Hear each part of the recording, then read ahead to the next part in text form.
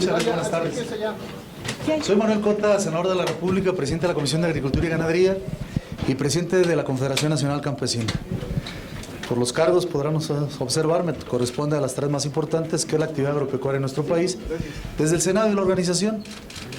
Afortunadamente el país viene avanzando bien, particularmente en los temas centrales de la economía, y en ella los productos agropecuarios hemos venido avanzando. El gobierno que encabeza el presidente Enrique Peña Nieto ha entregado buenas cuentas. Hoy el sector agropecuario y particularmente el sector primario ha venido creciendo un poco más allá que la propia economía. Hoy el país se encuentra en una circunstancia en competición.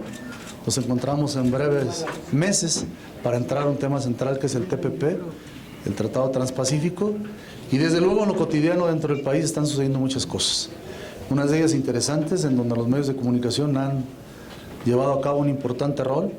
Hace muy pocas semanas yo les informé de un tema del incremento del precio de la tortilla, que en el occidente de México, en una reunión que tuvieron algunos industriales, decidieron incrementar el precio de la tortilla. De 12 y 10 que se encuentra en el mercado, habían tomado la decisión de subirla a 16 y en algunas regiones a 18. Gracias a la intervención y a la difusión que ustedes dieron al respecto, se logró un importante acuerdo y se restituyó el precio al lugar. La escalada de precios no debe llegar, en razón obvia, a no perjudicar a los consumidores. Igualmente, hace menos días tuvimos la oportunidad de reconocer el tema de la leche, donde los productores de leche de nuestro país se veían con dificultades para que su producto fuera consumido. Estamos en diálogos con Liconza, que es la instancia del gobierno, para que puedan ser consumidos. En este momento poco más de 200,000 litros diarios que está haciendo la producción y la necesidad de que sean comprados por esta importante institución.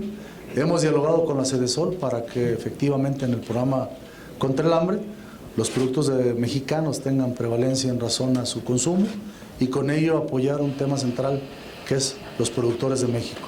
Hace unos minutos he colocado un punto de acuerdo a nombre de mis compañeros senadores de diferentes regiones, particularmente de Durango, Zacatecas, Chihuahua, Nayarit y Sinaloa y algunos otros, porque la producción fue baja en razón a algunas carencias de lluvias. La producción hizo que se haga la necesidad de la importación de este producto que es el frijol de otros países. Hemos colocado este punto de acuerdo para que estas importaciones se den en razón a lo que al final primero tiene que consumirse en nuestro país. Poco más de 1.300.000 hectáreas han sido sembradas, 800,000 toneladas que deben consumirse. Y bueno, que no se apareje la importación a lo que en este momento es propiamente la cosecha y la comercialización, que no se nos caiga el precio. Lo más importante de ello es que le vaya bien al productor, que en cierta forma le han pagado en el frijol blanco, en el frijol amarillo, en el claro, entre 12, 14 y 15 pesos, y que el frijol negro, que es de consumo del centro y sur del país, su precio sea y le garantice al productor verdaderamente lo que su cosecha esperaba. Y que en el anaquel no sea tan costoso, porque en el anaquel a veces llega a costar más de 25 pesos el kilo. Entonces en el intermediarismo lamentablemente descansa a veces el rendimiento y las ganancias. Entonces por ello hemos colocado este importante punto de acuerdo, repito, para que se detenga la importación, que indudablemente habrá de darse, pero que primeramente se le dé prioridad al consumo interno, a la producción. Yo me encuentro a sus órdenes para cualquiera de las tres actividades que yo les he mencionado. Entonces, en el precio de la tortilla ya se tiene completamente controlado, el precio ya no estará por encima de lo que se está marcando, y incluso de lo del frijol no habrá desabasto y también el precio se controlará. En primer tiempo, y quiero dar el mérito porque es muy importante, yo estoy convencido de ello, los medios de comunicación, que son el vínculo entre la autoridad y la sociedad, fueron determinantes para que hubiera un acuerdo. Donde surgió en el occidente fue particularmente en Jalisco, y después del encuentro con medios de comunicación hubo una mesa de diálogo y un acuerdo firmado entre el gobierno estatal y los industriales de la masa y del maíz, y eso se logró retener. Entonces el precio debe encontrarse en diferentes y variantes en las regiones, pero a 10 pesos en los centros comerciales y no más de 12 pesos en las tortilladoras, repito, en la mayoría de parte del país.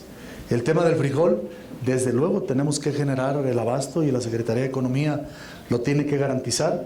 no somos suficientes en la producción, se tiene que importar, pero estamos pidiendo tiempo para que en primer momento salga lo que por Durango, Zacatecas y Chihuahua salió, y que no nos desplomen los precios de lo que en Sinaloa y Nayarit está ya produciéndose en maíz negro. Entonces, abasto, precio, en beneficio a quien lo produce, desde luego en reconocimiento a quien lo comercializa, pero indudablemente en garantía de precio al consumidor.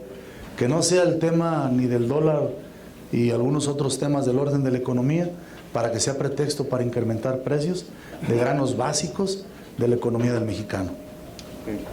Senador, ¿cuáles serían los mecanismos para que se pudiera agilizar el consumo del frijol mexicano? ¿Algún incentivo para los campesinos, para el sector? Porque este grano finalmente llega a la canasta básica ya muy caro. Has hecho una pregunta muy importante. Estoy convencido que mucho debe hacerse en la difusión de lo que representa productos mexicanos, las propiedades alimenticias que el frijol mexicano tiene, contra muchos productos que vienen del extranjero, no solo del propio frijol, que se ha sustituido por el frijol. Hay por ahí una sopita que con agua caliente se consume, y de mucho consumo por mucha publicidad, cuando al final, cuando se deba consumir lo que producimos los campesinos, será beneficio en la actividad económica, productiva y algo importante, en la estabilidad social de las regiones de México. Por ello, igual felicito a Cerca, que es la instancia de Zagarpa, que compensa los precios cuando bajan, como en este momento, que otorga un subsidio, y un subsidio es estimular al campesino para que siga sembrando. El tema grave y de riesgo es cuando el campesino no encontrara en la tierra la oportunidad de su economía y el buen vivir, y al rato se abandona la propia tierra o se venda, y al rato no tendríamos superficie de siembra y estaremos expuestos a la compra del exterior, si quieren o no vender. Hoy que nosotros tenemos la oportunidad de producir para vender, ocupamos garantizar eso, la producción interna. ¿Alguna otra pregunta? Muchas gracias. Gracias, bonita tarde, gracias. Gracias. Preguntarle su reacción a lo del informe de ayer de la Comisión Interamericana de Derechos Humanos, de que estamos en una grave crisis de derechos humanos. ¿Qué opinión le merece lo que se dijo ayer y de la presidencia, que comentó que están exagerados los resultados que se dieron en este informe? Mi opinión es de respeto a las instancias no solo del gobierno mexicano, sino las que en América y en el propio mundo se integran para la defensa, particularmente, como bien lo dice, de los derechos humanos. Pero desde luego también requiere respeto a lo que con tanto esfuerzo un país como el nuestro viene realizando. Ha habido no solo un tema que ha venido calando y doliendo a nuestro país, que debe ser de alguna manera resuelto y se está manejando como corresponde, y que los temas pues no tomen el sesgo inadecuado de la política no buena. La política buena es la que está al servicio de la propia sociedad. Hace no mucho un importante líder del mundo visitó nuestro país por un buen número de días. Supo darle el manejo no solo a la nota, sino a su visita, a temas tan centrales, orales y sensibles, y no solo fue respetuoso, tocó con valor los temas. Entonces yo creo que ese es un muy buen ejemplo de cuando se quiere que un país transite por el bien. No hay ningún gobernante que quiere que le vaya mal a su país. Entonces, pues los mexicanos requerimos de nuestra fortaleza y a las instituciones de un desempeño correcto, adecuado, pero fundamentalmente ético. ¿No es un error de la presidencia decir que son exagerados los resultados que se tienen que tuvo este informe? No quisiera emitir calificativos que generen polémica. Ubico en mi calidad de representante de la sociedad, uno de 128 de las entidades de México. Lo que pienso como mexicano deben ser las instituciones que emiten con responsabilidad un veredicto del juicio al comportamiento de un gobierno, pensando siempre que sí es un gobierno, pero tratando de conservar la unidad de un país como el nuestro, que ha tomado rumbo y que habrá de llegar a un buen puerto. Por último, hoy el Banco de México volvió a poner a la baja el pronóstico de crecimiento del país. Su opinión al respecto también. Bueno, es una lucha que viene respondiéndose con mucha responsabilidad, pero más aún con mucha capacidad. Los que la apuestan a una dificultad mayor de las lamentable circunstancia que pudiera darse en nuestro país, ha habido las medidas necesarias y oportunas, dolorosas al fin, pero antes que una más, yo creo que lo que ha acontecido por parte del gobierno ha sido lo correcto. Los recortes al gasto corriente, los recortes a lo que al final necesario pero no indispensable, y lo más importante, preservar el gasto en las actividades de seguridad, de asistencia social y y de lo que es más sensible para la sociedad. ¿Ya estamos viviendo en una recesión? ¿Cuál es su opinión? ¿Todavía no? Yo creo que no hay postal ley. Hay que traer palabras que son las que deseamos, y lo que deseamos es que le vaya bien a México. Pero es una tarea de todos. Gracias.